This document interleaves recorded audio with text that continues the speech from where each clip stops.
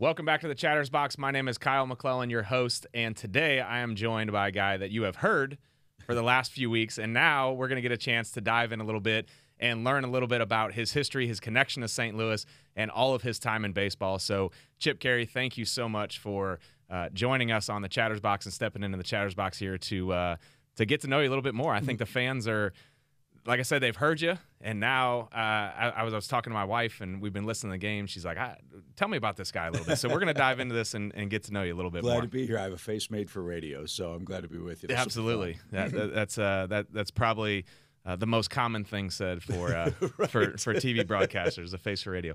We're going to make you look good. But so are you enjoying this? How's this been? Man, it's been a dream come true, really.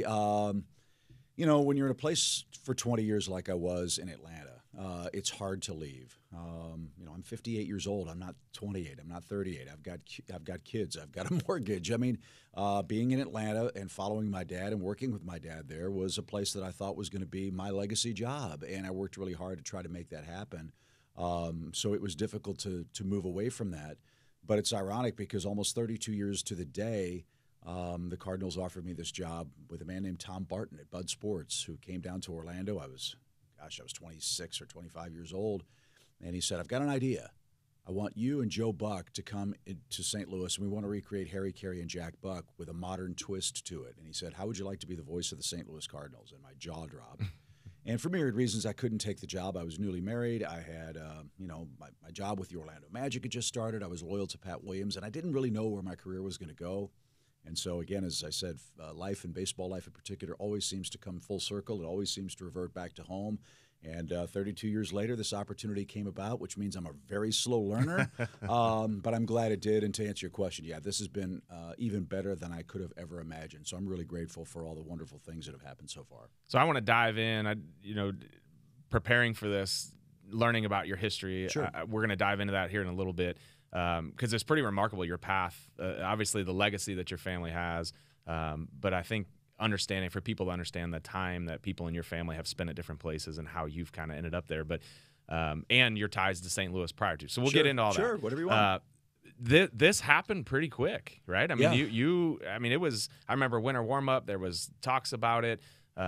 Not really knowing what's going on. We were down at fantasy camp with a bunch of alumni. Brad Thompson was down there. We were hearing, maybe they got down to a couple ones, but you get named probably end of January, maybe early February. That sounds about right. January. Look, Danny's situation took place before Christmas. I got a call about 7 to 10 days after that. Hey, would you have an interest? Of course, I did. Right. I had a contract in Atlanta, but the people at the network said, look, if the Cardinals want to talk to him, you have to let them talk to him. I think they looked at this as a upward move for someone like me.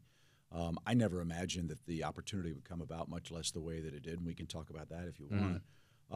But, yeah, from the time that I came up for an interview, which was on a Friday in mid-January, I don't know how many other candidates came in and talked about the job, but Friday afternoon came up, flew home Friday night, spent a very nervous Saturday, very nervous Sunday, wondering, okay, where's this going to go? And I live in St. Augustine, Florida, was out on a morning walk and got a phone call from Larry Mago who said, hey, good morning, how are you? I said, well, I'm great, how are you? And he said, well, I have a question for you. And I'm thinking, well, do I need to come back for another interview? And he said, no, we want to know what's it going to take for you to come to St. Louis. And my jaw hit the floor. I said, I'm in. And that's how he offered me the job on a walk on a Monday morning in St. Augustine, Florida, about 9:30, 10 o'clock Eastern time.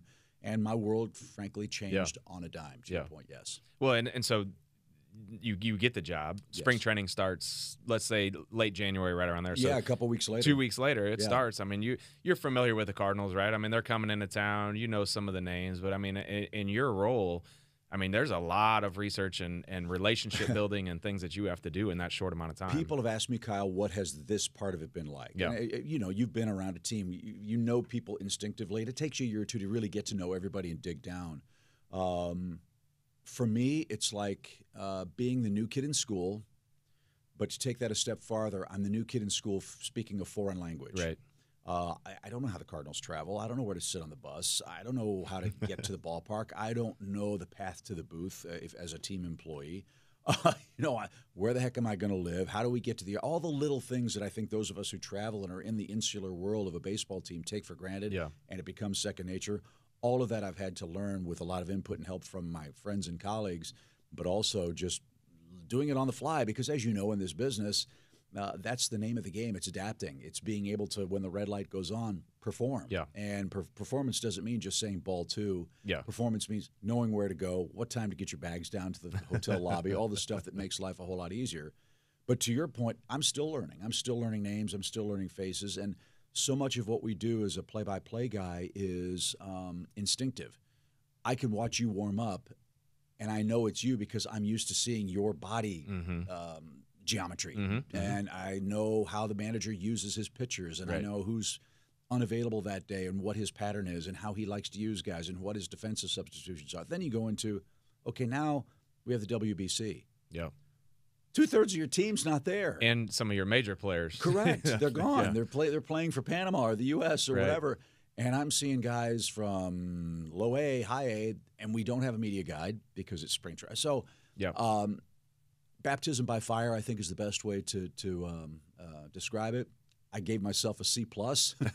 But as things go on and things went on in spring training, not to mention working with 2 new partners, it got a lot more comfortable, and I'm really grateful for how patient they were, how patient the TV crew was, how patient Ollie and his staff have been. Everybody's been really welcoming, and that really helps make the transition easier. Well, I mean, and you have a name coming in. I mean, you're a professional. You've done it. You have a reputation. Which professional. I appreciate the professional part. I've never ever tried to trade on the name thing because, as I said, we hear it all the time. Oh, it's a nepotism. Your dad got you this job. Your granddad got you this job. And did they help? There's no question they did. But ultimately, as I said, when the light goes on, you either do it or you don't. And how you conduct and comport yourself, and it would be very easy for me in Atlanta just to sit back and say, well, my dad was here for 26 years. I can do whatever I want. I never did that. I never will do that because I have 3 sons who want to do this too, and I'm trying to teach them the right way to do it as well. Well, you don't stick around in this game, whether you're a player or media, anybody, if you're not doing a good job. And you just you have the voice for it. I tell you, when you in spring training games, I was like, man, it's just like that voice that's a gift, Like some people just have the voice and they're able to do it, and you certainly have absolutely the voice. But learning, like you got to learn, what's the guy's go-to pitch? Is the slider? You're doing that for, like you said, in spring training, but now also it's been whittled down to you have the team. Now really learning when are the guys on, when are they off? What pitches do they throw? What pitches do they like to hit? What are their weaknesses? All those things. It's like you said, it's going to take quite a long time. But you're going to have to spend. It's going to have to be intentional on your part, right? Of getting to know the guys, going down, talking to them, building their trust and relationship. Exactly, because this is a relationship business. Yeah. Any trained monkey can say ball too, and I really believe that. The voice or whatever, that's the hand of God, okay? There are times where I wish I could have thrown a 95-mile-an-hour fastball. That would have been me too. I wish I could have thrown 95. Come on now. But no, it is intentional. I mean, I'm in Ollie's office every day. I'm in the locker room every day. And part of the reason why is I always feel that our job as broadcasters is to put the player's performance in the best possible light. It's not comfortable for us, and you know this as a player. There are days where you're terrific. Those are easy days. When you walk in and you blow a 3-run lead in the 9th inning and you've got to answer the questions, it's never personal, but we want to be a conduit for what happened to the fans. And as long as we're fair about it and not personal, I don't think the player can get upset. Are they upset in the moment about how things went? Yeah, of course. Do we like asking those hard questions? No, we really don't. But part of the intentional thing for me is because I'm new, if I say something that isn't right, it isn't intentional, I think it's my duty, it's only fair to the player that I be present so they say, hey, for sure, this wasn't right, here's what really happened. And I have no problem saying, hey, you know what, I was wrong.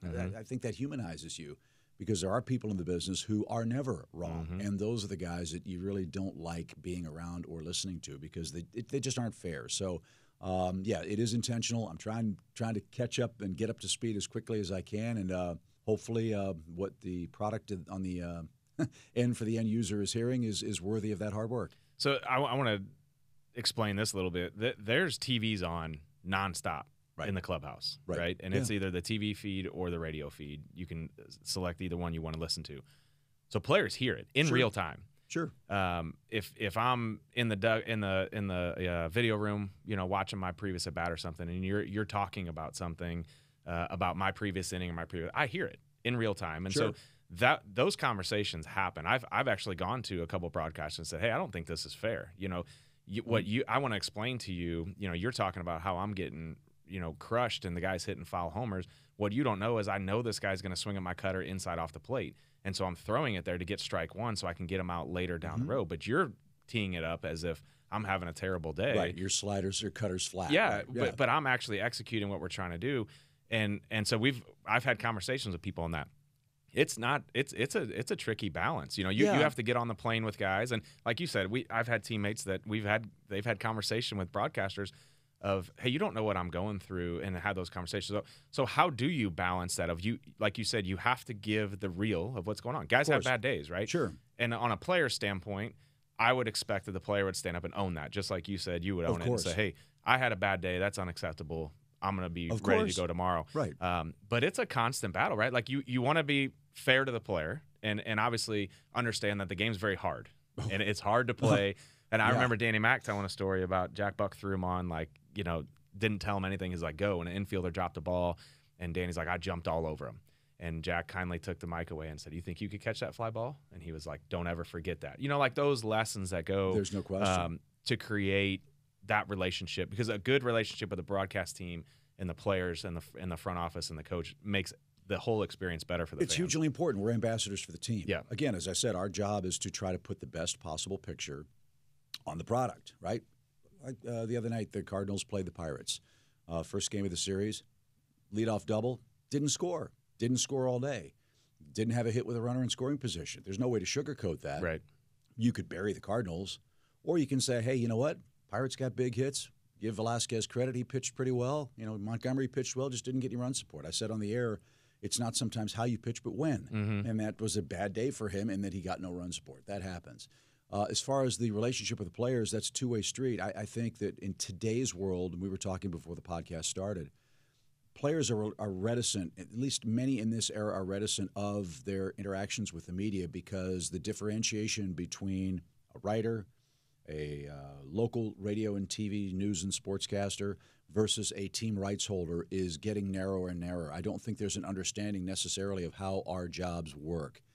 Our company pays money to broadcast this product. I'm a team employee. My check in many ways comes from the same place that yours does. I have a vested interest in how well they perform, and I want to do my best to say that. I'm not a writer or a Twitter guy trying to create a news story. I'm not a journalist. Right. I'm a reporter. I'm reporting what's happening. And to that effect, many players don't interact all that much with the media because if I want to have a conversation with a player, all of a sudden there's 9 other people with microphones, and they don't know where that's going. So I understand it. So to your point about interaction on buses and planes and hotel lobbies and coffee shops on the road, that happens a lot because they see, wait a minute, Chip's got a cup of coffee and he's wearing shorts with paint splatters on him and a ripped T-shirt and he's going to work out. Yeah, he's just like me. I think that's helpful, and I think it's incredibly important because it is a relationship business, and if they know that I'm not out there to be like my grandfather, which was ripping guys, no, that's not my style. It never has been. It never will be because, again, this game is incredibly hard to play. I know how hard it is to play because I can't do it. Yeah. And I've never, ever once said, oh, what an easy play, ever, because there is no easy play. I don't know how anybody in this game ever gets a hit. Guys are throwing 97, 98-mile-an-hour sinkers, round ball, round bat, fouling a ball off their foot, and then they have to dig in there and do it again, knowing that another one's coming in across their shoe tops. It's an incredibly hard game, and I have ultimate respect for the players who perform it, and I think that they have respect for the job that I have to do because, as I said, I try to shine it up as best I can. Yeah, and I just think that's important for people to understand that dynamic of, this is going on all the time, and there's a lot of – this isn't just, players show up at 6:30 like Little League and stretch a little bit, go play. Broadcaster rolls in at 6:58 and hits the on button. It is an all day. It's a relationship building. Correct. It is a trust building. Correct. And you see it. There's times where you're on the air. You're talking. You're going to say things by mistake or things you shouldn't have said. And the showing up piece is important. Very much so. Hey, I'm down here. If anybody wants to talk or have something that I said yesterday you got an issue with it, or is there a misunderstanding? We can talk about that. I had a problem with that in Chicago when I did the Cubs games. And it's interesting. It's the only time this ever happened to me. The Cubs in 2004 were supposed to win the division and supposed to go to the World Series. Remember the Bartman year, the year before? They were really loaded. They had Wood, Pryor, Zambrano. I mean, they were stacked. They had injuries. They staggered through. They led in September. I think they came to St. Louis and lost a series that pretty much knocked them out. And in the middle of that summer, the players wanted a meeting with me. Okay, sure. Went down at 10 o'clock in the morning. A player wanted a meeting with me. I said, sure, what time? He said, why don't you go down right before batting practice, 10 o'clock. We had a day game that day. I said, sure, no problem. I go down, I walk in. They shut the clubhouse door. It's all of them, and me alone in the room. I said, oh, this is interesting. It went from, apparently one guy didn't want to talk to me face-to-face, but he wanted to bring all of his buddies in, which is the essence of unfair. So they said their piece, and I said, look, here's the bottom line. My check comes from the same place yours does. But this is the first, last, and only time I'm going to do this. I said, I don't pitch it. I don't catch it. I don't throw it. I don't put the players together. I don't make out the lineup card. I don't make the bullpen changes. You do. If you want the broadcasters to say great things about you, play better. I can't control any of that. And I said, what's frustrating about a meeting like this is this. And I pointed out, player A, 2 days ago, you asked me to say hi to your grandmother in Dubuque, Iowa. 4 days ago, you had your daughter's birthday. And 7 days ago, we talked about your charitable thing for you on WGN TV. I said, not a single one of you guys came up and said thanks. Or, hey, when you went 5 for 5 last month. Or, hey, you won 10 games in a row. Not a single thank you. But you lose 6 in a row, and it's somehow my fault. I said, that's not fair. I'm on every bus, every plane, in the hotel, in the lobby. I'm on the field every day for batting practice. If you have something you want to say, I'm here. I'm the most accessible guy in the world, and I'm here for you. But if you don't take advantage of that, I have to assume that what I'm saying is correct. Right. And more importantly, if you have a problem, let's go look at the tape. And if you have a problem with it and we talk it out and I'm wrong, I'll admit it. But many times it's, my sister or my aunt or my 100%. cousin said this, and it gets lost. 100%. We've all played the lost in translation game. They go back and look at the tape and say, forget it. You're right. I haven't been very good. Okay, and I appreciate you trying to cover up for me. So that happens, and sometimes it's unpleasant.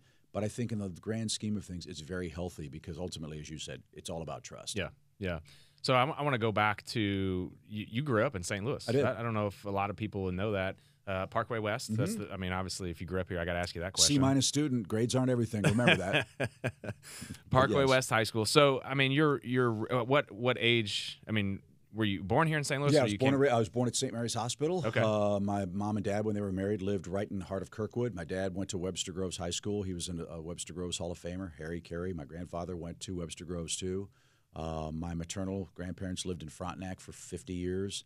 I grew up in Fox Creek Estates, right behind Queenie Park. Off of, That's where I Whiting always Road. did the science fair. I would always qualify. Yeah. I was more than a C student. I was a little better than you. I got of course. Science fair. I had to go you do have my the voice, thing. the talent for it. But yeah, right behind Queenie Park. Yeah. And went all the way there through high school, and then my parents divorced when I was a little kid. I was 5, and I stayed with my mom in St. Louis, and didn't really know my dad very well. Hardly knew Harry at all.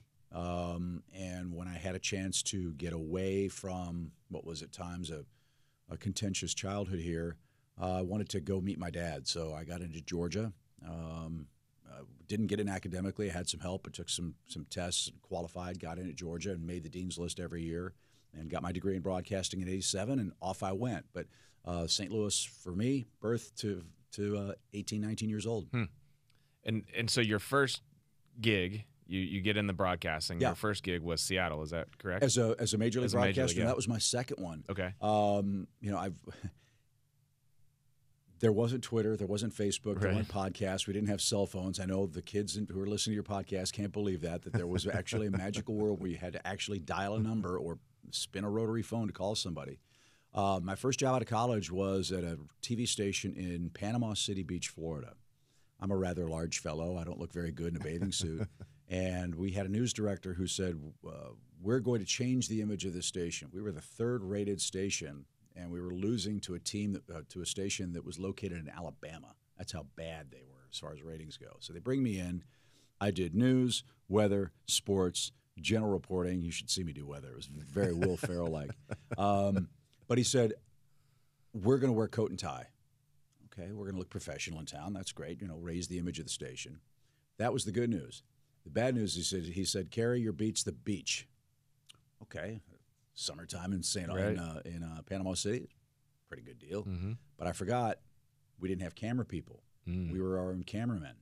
So imagine July, Florida, beach, coat and tie, 50-pound camera, 30-pound tripod, 25-pound tape deck, struggling in the sand with all this stuff and getting down to the beach and shooting spring breakers while I look like Albert Brooks from Broadcast News, just sweated through my suit with the perspiration coming down. Needless to say, I didn't get many dates doing that. Right. But that was my first job. Then I went to Greensboro, North Carolina, was there for 18 months, and went from like the 119th market to the 50th market overnight, which was great.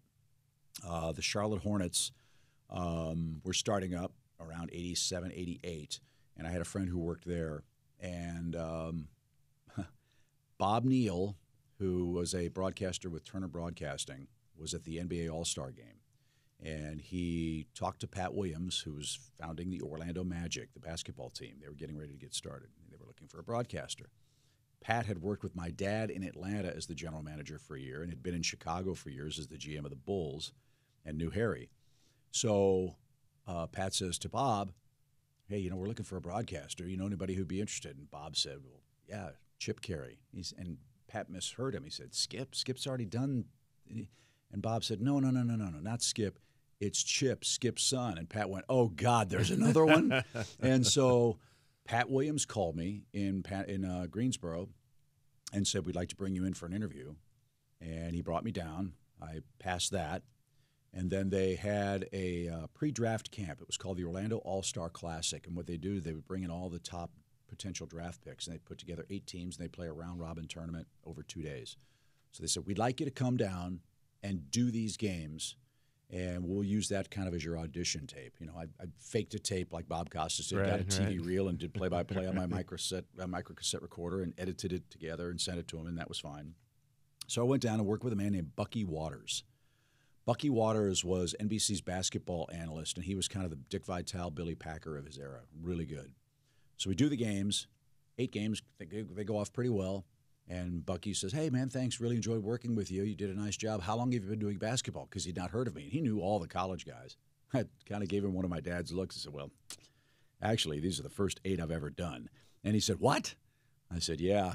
Kind of told a little white lie to Pat Williams. I said, how did I do?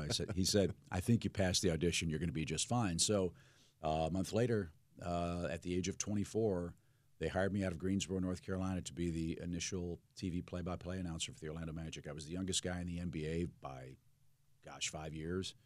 And I can honestly say, Kyle, that I was worse than the team. They won 15 games out of 82. That's how bad it was. And I say it all the time. If they'd had Twitter and Facebook and Instagram, I'd be selling Toyotas. I wouldn't be doing baseball. I wouldn't be doing much of anything. But that opportunity allowed me the luxury to grow into figuring out what it was like to be an announcer. And then from there, Orlando tried to get a major league team in the expansion wave. They were in the hunt for one of the expansion franchises that went to Florida. So I did Double-A, the Orlando Sunrays.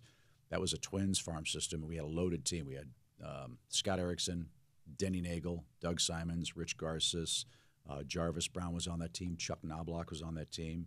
Got to travel with them, 16-hour bus ride from Orlando to Memphis. Yeah. You remember those good old days. That was fun. And then that led to me going to Atlanta. In 1991, they were looking for a guy to do some games on their small cable thing called Sports South with Ernie Johnson, and I got the job. And so on opening day 1991, not only do I finally have a chance to work with my dad, who I didn't know particularly well, I got to do the team that I kind of covered and followed a lot because it was my dad, not because I lived there, but, Braves. And we're playing the Dodgers opening day. So I'm working with Ernie Johnson, who won a World Series with Hank Aaron in Milwaukee. His son's the guy that's on TNT. Fans might not remember Ernie Johnson was a really good relief pitcher in his day. My dad's in the radio booth with Pete Van Wieren, and I'm doing opening day with Ernie Johnson against the Dodgers with Vin Scully in the booth to my left. So I'm thinking, oh, my God, I can't screw this up, can I? So we do the opening lineups, and Vin Scully's in the back of the booth with a cup of coffee, just stirring it. He knows Dad, and he knew Harry. They were contemporaries. And the umpires for today's game, it's Doug Harvey, blah, blah, blah, blah, blah. And we'll be back with the starting lineups after this. I take off my headsets and I put them down, and I'm just kind of like, they tell you in your first game, breathe and enjoy the moment. Okay, so I'm enjoying the moment. I think, I'm in the major leagues. I can't believe I'm here.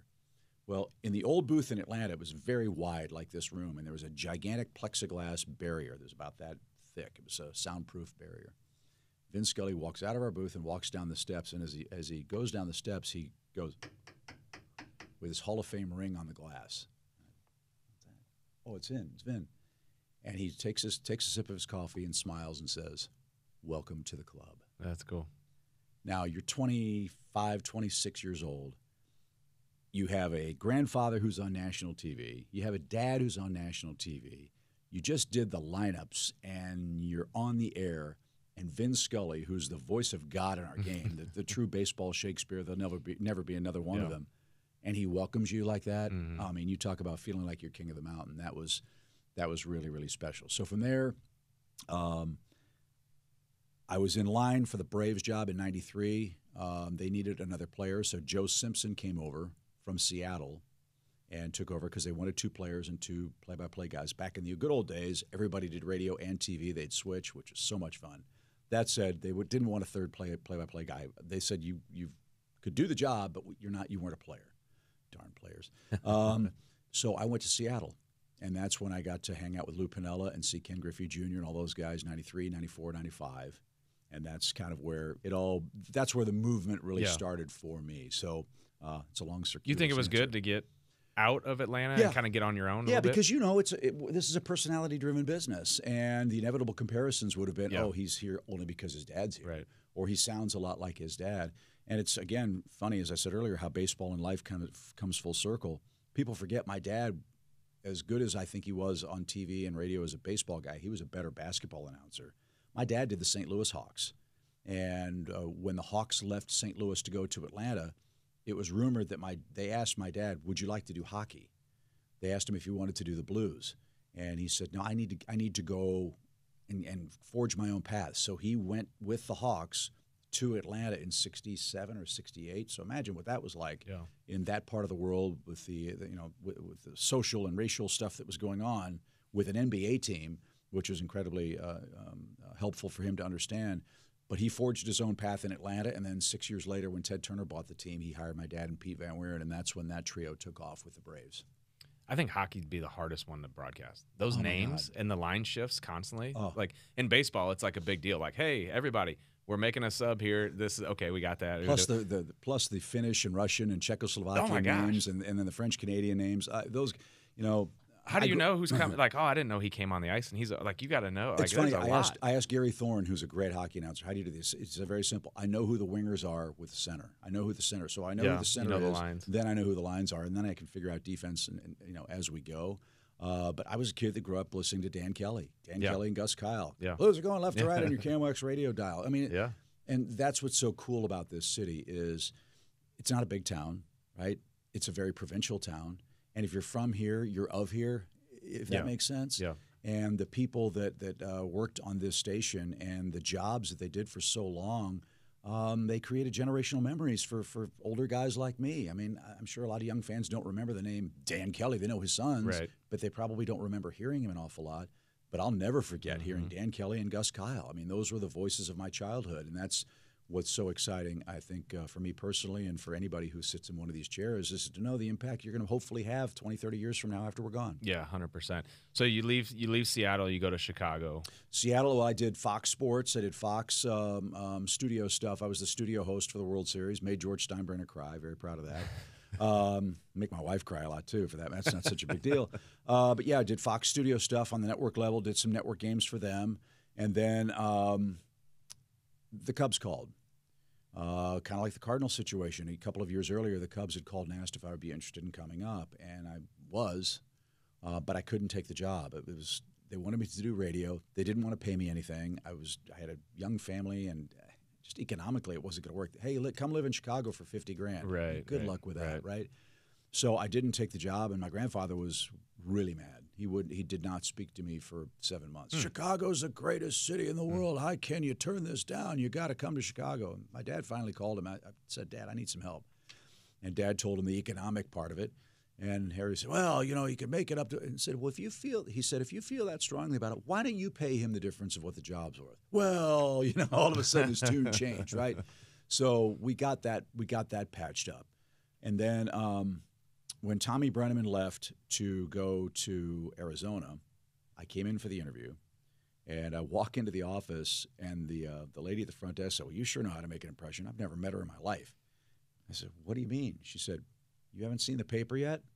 I said, no. That's not good. She said, I'm going to bring you a cup of coffee. Why don't you sit down and just relax a second? So backstory on that was my grandfather had a writer in Chicago by the name of Stephen Neiditz, who at the end of his career was saying, look, Harry's losing his fastball. It's time for him to step aside. We need a younger generation. He's older, and he's mispronouncing all this stuff that people find endearing. And Harry never forgot that. Harry was a guy that if you let's just say he was not a turn the other cheek guy. Never forgot. So I'm sitting there waiting for the coffee. The coffee comes. She hands me the paper, and she says, if you need a moment, just let me know. What the heck is this? So I'm sitting in the room, and I open up the paper, banner headline atop the sports page. It might be, it could be, it is. Third generation Caray to join Cubs broadcast booth. Press conference is at 1 o'clock today. Oh, gosh. It was for Pat Hughes, who's going to the Hall of Fame as their radio announcer. Someone, I can't say who, someone planted a story to take care of some past grievances. So it wasn't me that they hired. They then hired Josh Lewin to do the TV side because Harry wanted to cut back on his schedule. Josh and Harry didn't really mesh, and Josh is a very talented guy, but for whatever reason, they wanted to make a change. So the Cubs in 97 started talking to me and said, hey, we want you to come to Chicago. And by this time I said, okay, I think I need to do this. My wife and I, brand new baby girl. Okay, let's talk about this.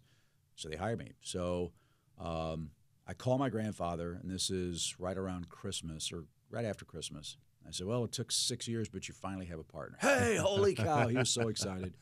And I was getting excited. And the plan for that in Chicago was Harry wasn't going to travel, but to maybe New York and maybe St. Louis. He loved coming here, obviously, because he's from here. But I was going to do all the road games, and I was going to do the middle 3 innings at Wrigley and the pregame and the postgame. And the beauty of that was I didn't know anything about Chicago, right? And Harry's big, tough guy. He would take on all comers. He was going to help me transition into that town and learn where the landmines were. And in Chicago, it's really different because you could be the greatest broadcaster in the world for the Cubs. The White Sox fans are going to hate your guts with every fiber of their being, and they're going to write letters to the editor. And conversely, the same thing. I mean, White Sox fans, it was said, cared more they liked it better if the Cubs lost than if the White Sox won. Okay, that's how that was. And Harry was a traitor to them, so now he goes from the south side to the north side. I would have learned all about that part of it. I would have learned about what it was like for him growing up. I don't know any of that stuff. I know his house is on Lafayette Square. 1917 LaSalle Street is where he grew up. And I know that his dad left the family when he was a little kid. His mother died when he was very young, and he was raised by his mother's sister, his aunt. But I don't know what it was like to jump on the train at Union Station and play cards with Stan Musial. Harry saw Jackie Robinson in the first week that he played. Now think about the sea change of our whole world, our whole sport, seeing Jackie Robinson integrate the major leagues, and my grandfather had a front seat to all of that. All the history of the Cardinals, all the history of growing up an orphan and penniless in St. Louis, and how he navigated that, and how he got his jobs, and how he, through the force of his own personality, made himself, such an indispensable member of the organization. How he and Jack Buck were the greatest broadcast tandem, perhaps in the history of our game on radio. All of those stories and all of those things were lost to time because on Valentine's Day, he and his wife went out to dinner. He stood up, he slipped, he fell, he hit his head, went into a coma, and died 7 days later. So I never got to work with him. And one of the hardest things I ever had to do was opening day in Chicago, 1998. Obviously, he's my grandfather. And I call him Harry, and not out of disrespect, but, I had 2 meals with him. I wasn't really on the radar because he didn't know how to be a family guy because he didn't have family. I wasn't on his radar until I got into the business, and then he would pay a little more close attention to it. And it wasn't because he was indifferent; he just didn't know. Right. And so, opening day, 1998, I'm this green kid who's living in Orlando, Florida, and I don't have a car in Chicago. And I talked to Sharon Panazzo, who was the then media relations director with the Cubs. And I said, how do I get to the ballpark? She said, jump on the L. It's easy. From where you're staying, it's 5 stops. You jump on the L, get to Wrigley. I said, okay, no problem. It's $1.50 each way. I said, okay, no problem. I get on the train. It's 28 degrees and snowing. I'm sitting there with my suit and tie, and I've got my briefcase, and I'm thinking, okay, I've done this before. I think I can handle it, but I don't know really what to expect. And we get out of the first station, and I'm one of 2 people in the train car. And, you can move between the cars, and the train goes into a tunnel. And as the train goes into a tunnel, the door opens, and this big booming voice says, "This'll only take a second." I'm thinking, oh, my God, I'm going to get robbed and murdered on the train going to Wrigley Field the first time. Yes, I'm here because I'm selling candy bars for my high school football team. They're $1 a piece. I said, here's 20. Get out of here. So... it's a check your short special before you've even said ball 1 at Wrigley Field. So I get to the ballpark, and they're unveiling the statue, and I walk into that booth. And obviously, all the media is wondering how this is going to work. It's kind of like here. It's, new guy. But I'm Harry Caray. That's my legal name. I walk into his ballpark, his booth, his partner, his crew, his director, his producer, his team, and his microphone. Mm-hmm. And I got to do that. And that was really, really hard in so many ways. Easy in that I didn't really know him, but hard because, as I said earlier, I had to work really hard to be me. And Steve Stone was an unbelievably helpful and fantastic partner. And he said, you don't have to try to be Harry. Just be yourself and whatever you need. We never had a production meeting. It was great. But that was hard. That was hard because I was excited for the opportunity. And again, how life mirrors and repeats itself. It's kind of like here. I was excited about the opportunity and really, really sad about the way it came about because there's nothing in my fiber, in my being as a family guy and a person who truly believes you can't know where you're going if you don't know where your family has been, that we missed out on all of that is really, really sad. Yeah. So you spend your time in Chicago, then you leave there and go to Atlanta. Correct. Go back. Now you get a chance to catch back up with your dad. Yeah. So, I mean, it's just crazy. Like, I mean, your circle, I mean, like your family name is obviously legendary in the broadcasting, but the opportunity to get to be a part of that, is a cool opportunity. I mean, it's really weird. I never intended to leave Chicago. Right. They offered me a contract to stay, but the Braves deal was better for me. I had a young family, and as you follow the money. Yeah. It was not that I was disloyal to the Cubs, but the Tribune Company had billions of dollars. They could have paid me whatever they wanted to pay me. They chose not to. And again, my parents divorced. I saw my dad on weekend visitations. I saw him when I was in college, and I saw him a lot when I would travel in to see the Cubs, and we always had a good time doing that. But it was an opportunity for me to, again, sort of be the next guy. They hired me, said, look, your dad, we don't know how long he wants to do this, or he may want to go to radio, but we want you to be our guy for the next 20 years of Braves, 30 years of Braves baseball on TBS. Mm-hmm. Great, fantastic. And I get to hang out with my dad to boot. I mean, for folks who don't understand our jobs, it's 6 months of 24/7, and then it all comes to a screeching halt professionally because the season ends whenever it ends. But your life doesn't end because all of a sudden the responsibilities of husband, father, homeowner, change the oil. Yeah, now you're in the kid pickup line for the first time, and you don't get a break. And I don't mean that in a bad way. Right. It's just you really do have to wear a zillion hats, and it changes so quickly. I didn't know my dad. I didn't spend a lot of time with my dad. And so I can't tell you how gratifying it was to go on the road and fly into San Diego and say, let's go get a drink. Yeah.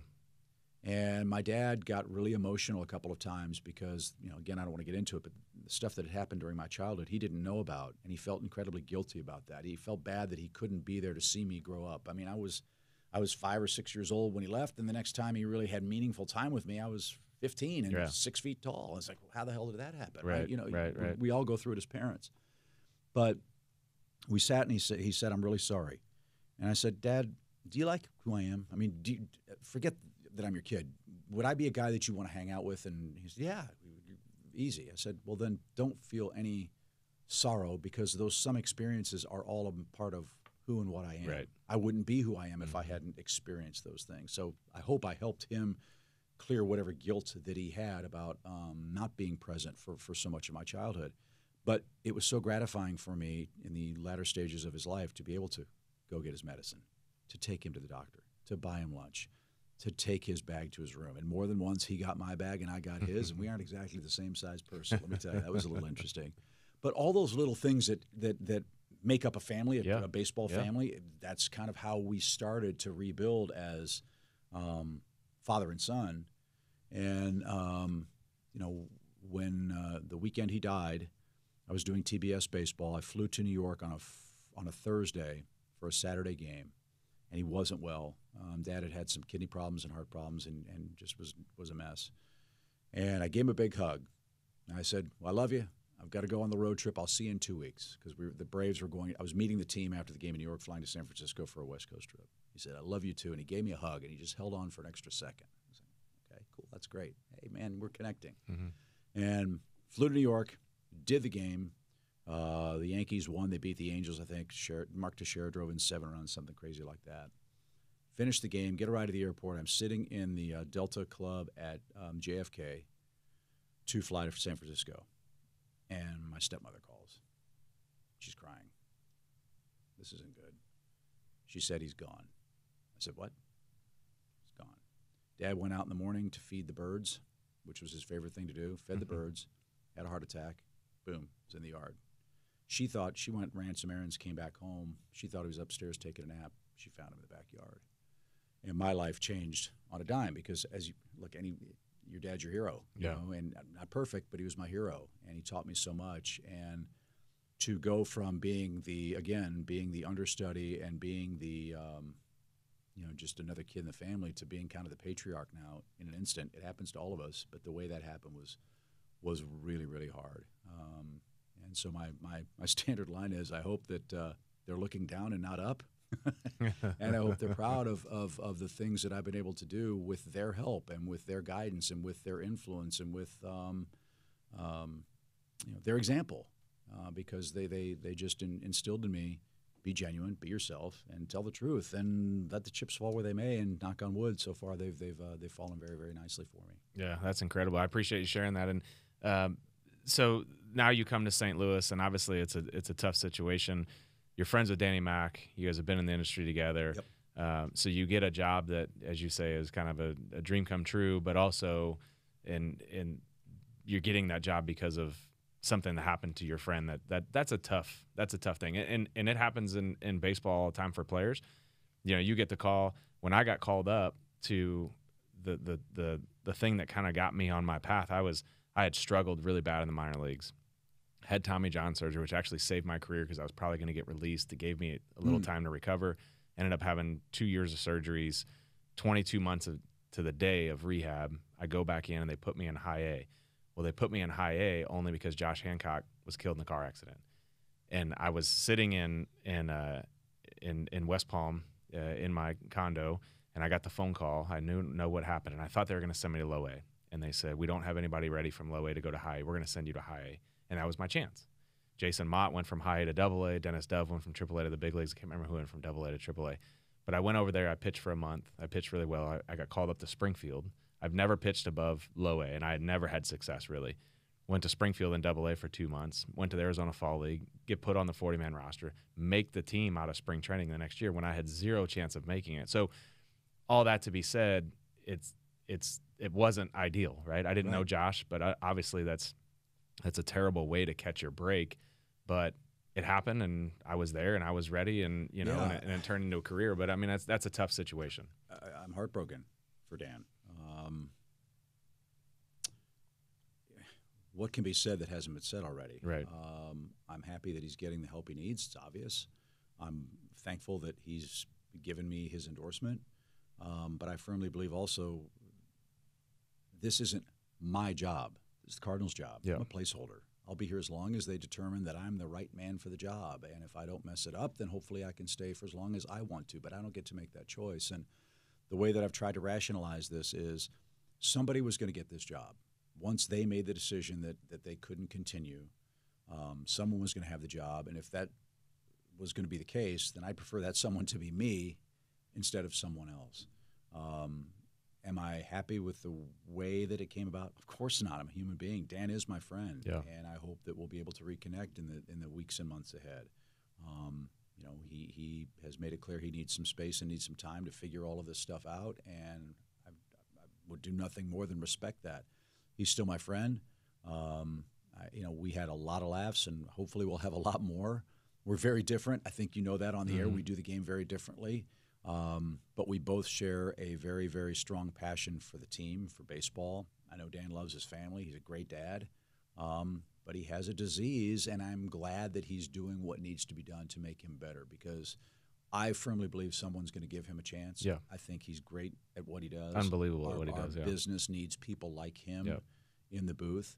And, you know, the broadcasting fraternity is a lesser place without him. And as I've told him, I will do anything I can to help him when he's ready to accept my help. And so until that time comes, like I've been saying, I tip my cap and wish him well. Yeah, and I think that's the same from everybody. I mean, everybody's a big fan of his. And when you talk about it, I mean, growing up, you know, listening to the games and, you know, Jack Buck and, you know, all the names that go. I mean, there's a lot of my memories, my childhood memories are, you know, listening to KMOX in the car, riding to and from ball games with my parents and brothers and sisters and listening to those voices. But how's it been with Thompson and Edmonds? And, you know, you got to get to know those guys a little bit too. You got to get to know the players on the fields, but also the guys you're working with. Well, that's right. I mean, it's a challenge. Again, another foreign language I got to try. No, they've been great.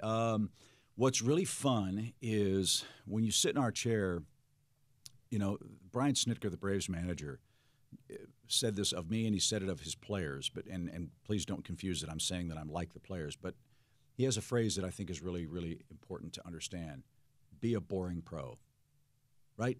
Do your routine the same as you can every day. Go do your job, and then go home. Go do it the next day. And if you can do that enough and develop that routine and pattern, you're going to have a pretty successful career more often than not. Obviously, it's performance, and you might get hurt or whatever, or you might get laryngitis and can't do it. But if you're a boring pro in this game, because there are so many games and so many variables, and you're away from home so much, that gives you a foundation and a fighting chance. The other side of that coin is boring can sometimes be a bad thing, because it's the same thing every day. You know what your partner's going to say. He knows what you're going to say. This promo is going to be read here. You know the team's going to lose 97 games, and you're just like, I mean, I love the guy. I love what Pittsburgh's doing. Their team is playing great to start the season. It's fun. And I'm happy for their announcers, because year after year after year, when you're losing 80, 90, 100 games, that's hard. Mm-hmm. There's nothing to talk about, right? And that's not a knock on Pittsburgh. But that's the facts, ma'am. You know. Yeah. So boring can be an enemy too. But that said, the refreshing side is I get to work with new people who see the game in a very different way. I have great partners in Atlanta. They're fantastic. They're my friends. I mean, my colleagues are not my coworkers. They're my family. Yeah. And that's what I'm. You spend more time with them than your family. Well, I really believe that. Yeah. And so Brad is very analytical and very statistically and analytically inclined, and he understands all that stuff. Like I said, I'm a C+ student in high school. I can barely balance my checkbook, but I'm learning from him. And I think if you're in this chair, in this job, if you're not learning something new every day, then you are boring. You're stagnant. You're not going to advance. You're not going to be the best version of yourself, to quote Dansby Swanson. Jim is a baseball savant, the antithesis of analysis or analytical analysis, the antithesis of numbers. He goes by what he sees, and he's able to pick up guys that are tipping. And when an outfield throw is slightly off. Last night he talked about the positioning of Jordan Walker going to get the ball in the corner. Yeah, all of that, right? And so I come from the style where Harry said, "The game isn't in the notes. The game isn't in your book. Right. The game's out there. Right. Describe what you see. You don't need all that stuff." Yep. And like players today, knowing what their expected batting average is, or what their launch angle is, or their exit velos are, or the spin rate, those are security blankets for them. As long as they understand that doesn't matter if it's not a good pitch. Right. or it doesn't matter if it's it just reinforces what happened on the field. And reinforces that you're on the right path, right? And maybe it's total BS. I don't know. But it's important. That's what those notes are for. If it's a 15-1 game, I got to have something to talk about. So instead of doing this at the last minute, you write it down, right? So Brad and Jim have been incredible. Brad's awesome. He's got a young family, so that reminds me of what my life was like when I was in my 30s. God, I wish I was again.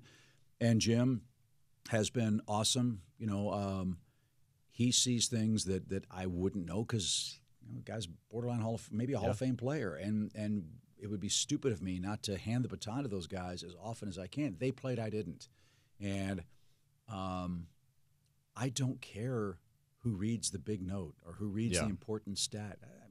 I'd rather them do it. Yeah.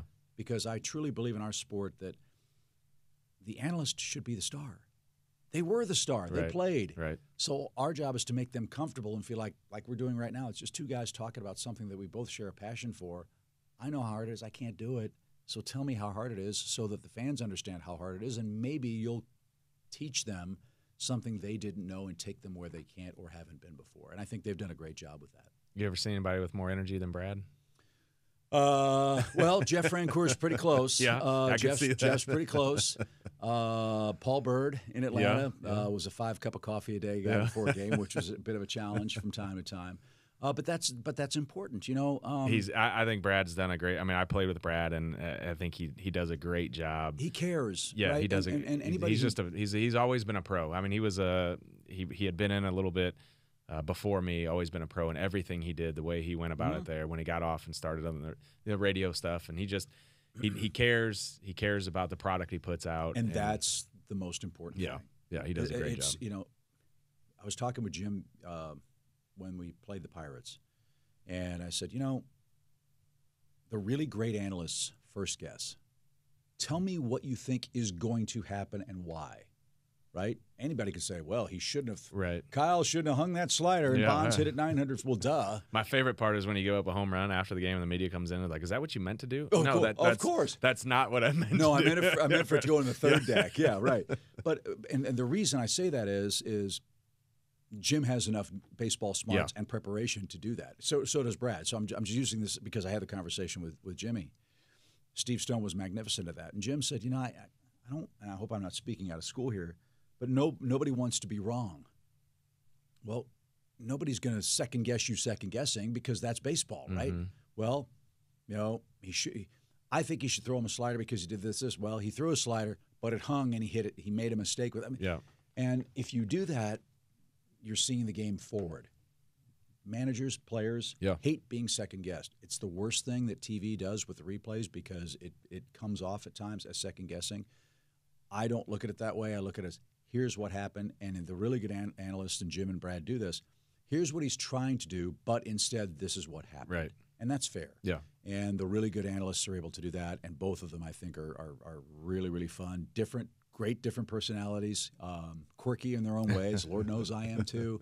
But I think that's why it works, you know, because nobody wants to sit and hear 3 Chip Carays or 3 Brad Thompsons or 3 Jim Edmonds. That's what makes this stew so exciting, I think. Well, it's been great so far to listen to, and I appreciate you stopping by. Thanks. And having the conversation. I think it's perfect timing. Like I said at the beginning, I think, you know, fans to be hearing you, for you to be the one delivering the message to them and painting the picture for them to listen to, and then to get to know you a little bit more. Well, I think it's fantastic. As you said, I grew up here. I never imagined that I'd be fortunate enough to sit in this chair. And when I think about Harry Carey, Jack Buck, Joe Garagiola, Joe Buck, Dan McLaughlin, Jay Randolph, Ron Jacober, Dizzy Dean, the people that have sat in that chair, it's not lost on me. And, you know, it's incredibly humbling when you're welcomed into that kind of fraternity, and you're welcomed home, too. My family is overjoyed with how nice everyone has been. Look, there's the Midwestern sensibility thing we all understand. But I can honestly say for the first time in 20-plus years, my wife is really excited about where I'm working. And I can't tell you how much that means to me and means to her. You know, when you have support at home and it's sort of lukewarm, that makes it a little tough to be away. And she's actually planning on making 4 or 5 trips to St. Louis. She's had her first bout of toasted ravioli and Ted Drew's, so we're slowly indoctrinating her. But I really want to say to everybody, you know, love me, hate me, you're going to get me. And we're really, really grateful and appreciative, name notwithstanding, of how welcoming everybody's been. And as I said, I hope I do the chair justice. We're glad you're here and glad to have you. And that's going to wrap it up today. But make sure you check out the Chatter's Box podcast on all platforms. Wherever you get your podcast, you can listen to it. It's also on the Cardinals YouTube channel. You can watch the video versions, and we are going to put out content about the 15th of every month. So look back at all the ones from last year, the ones we've done this year, and the ones that are coming up. Thanks for joining, and we'll catch you next month.